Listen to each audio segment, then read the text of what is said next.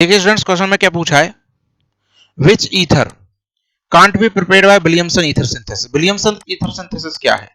ये alkyl halide है जिसके साथ सोडियम एल्कोक्साइड की रिएक्शन करवाई जाती है और SN2 मैकेनिज्म यहां फॉलो होती है और इस SN2 मैकेनिज्म की हेल्प से ईथर का जो है फॉर्मेशन हो रहा होता है।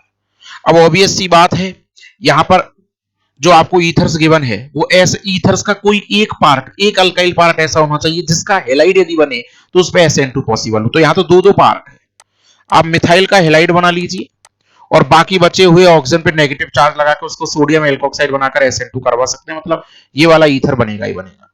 लेकिन यहां देखो ना आप, चाहे यहां या यहां यदि आप लगाएंगे तो एक तो बनेगा इस टाइप का हेलाइड और दूसरे से यदि बनेगा तो वो इस टाइप का हेलाइड बनेगा।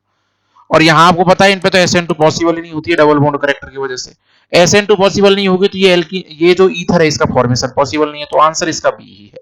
यहां यदि आप देखेंगे तो देखिए इधर वाले पार्ट का, इस पार्ट का आप हेलाइड बना लीजिए और इस वाले पार्ट का आप एल्कोक्साइड बना लीजिए और SN2 आराम से हो सकती है। यहां देखिए आप यहां फोकस कीजिए तो यहां ये वाले पार्ट का तो आप हेलाइड बना लीजिए और बचा हुआ ये जो पार्ट है इसका एल्कोक्साइड बना के इस पे बैक अटैक करवा दीजिए, तो यहां भी पॉसिबल है। तो आंसर जो है इसका बी है।